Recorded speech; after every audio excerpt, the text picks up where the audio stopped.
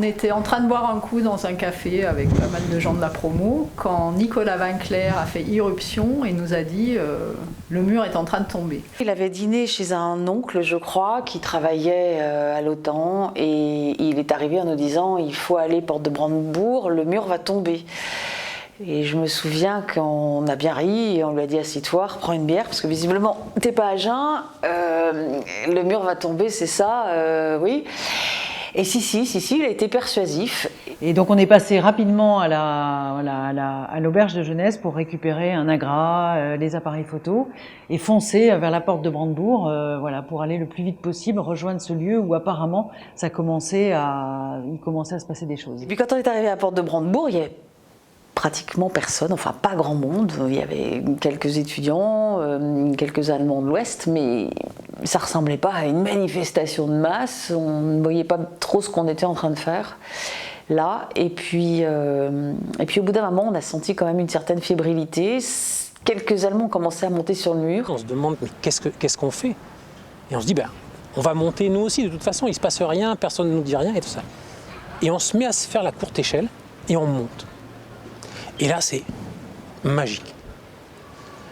En fait, on voit ce lieu d'un endroit qui est à la fois interdit, mais avec une perspective qu'en fait, personne n'avait jamais vue avant nous. C'est-à-dire qu'on est les premiers à voir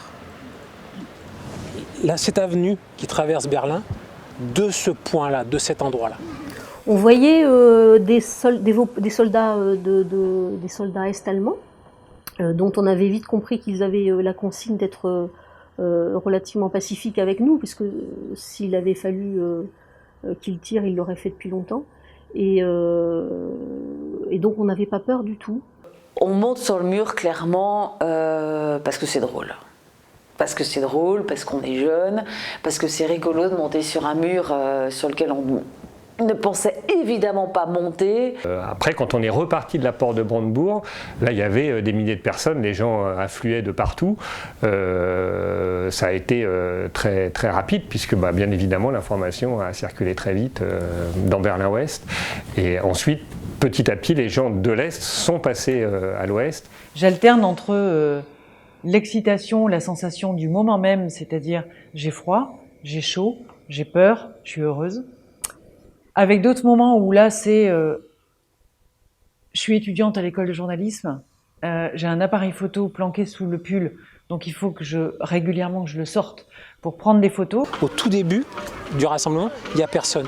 Et on voit bien sur la photo les deux gars qui se font arroser, qui commencent à être aspergés. Et en fait, ils refusent de descendre, ils refusent de tomber. Et il y a cet acte de rébellion qui est absolument génial.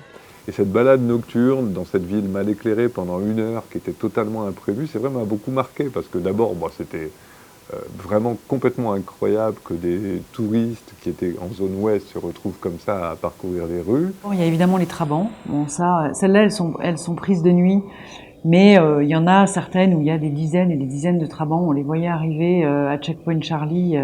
Je me souviens aussi de ces familles complètes qui essayaient de passer parce qu'eux-mêmes n'y croyaient pas. C'est-à-dire qu'ils se disaient on va vite profiter de cette nuit ou de cette journée parce que dès demain on va revenir à la vie réelle et la vie réelle c'est qu'on n'a pas le droit de passer à l'ouest. C'est une des choses émouvantes de ces jours-là. Bon, ok, le mur tombe, c'est très bien, mais ça devient très concret quand des gens de l'autre côté du mur peuvent passer du côté ouest, du côté de ce qui est la liberté pour le coup. Et c'est vrai que dès ce soir-là, pouvoir assister tout de suite à des arrivées, ça rendait des choses très concrètes. Oui, c'était assez surréaliste dans Berlin-Est d'ailleurs de voir ces avenues désertes et puis de voir aussi que le mur côté est était totalement gris et moche. À un moment, on s'est retrouvé sur le mur le lendemain et là c'était fou, il y avait peut-être 2000 personnes sur le mur. Il y a eu cet autre moment absolument magique. Personne n'osait passer de l'autre côté du mur. C'est-à-dire qu'en fait, on redescendait côté ouest, mais personne n'osait aller côté est. Et à un moment, il y a un gars, il saute dans cette espèce d'espace vide. Les militaires sont toujours là, ils ne bougent pas, ils sont toujours au garde à vous. Et il prend une rose et il va leur offrir la rose. C'est juste...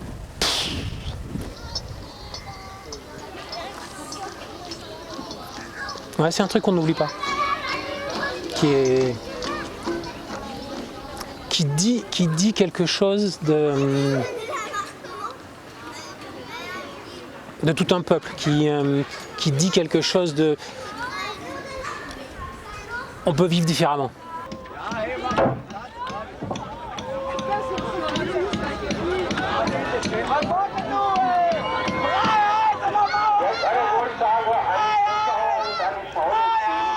On a vraiment le cœur qui bat la chamade, on sait qu'on est à un endroit exceptionnel, à un moment exceptionnel.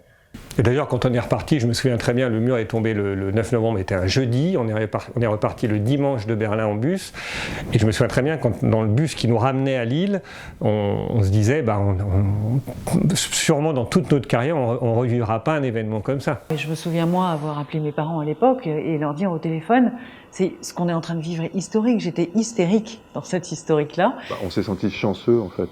La réalité, c'est que, voilà, oui, on a eu le privilège de vivre cette nuit. En réalité, on l'a beaucoup plus vécu en tant que citoyen qu'en tant que journaliste.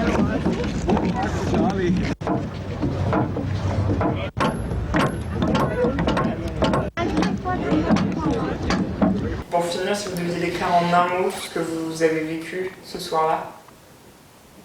L'euphorie. Excitation. Oui, excitation. Une très grande émotion. C'est compliqué, hein. Il y en a plein qui me viennent. Une forme d'accomplissement. Donc si je devais résumer cette nuit-là, on dirait que c'est une nuit euphorique, puisqu'il est assez rare de vivre un moment d'histoire, et assez rare aussi de vivre un moment d'histoire heureux, en réalité.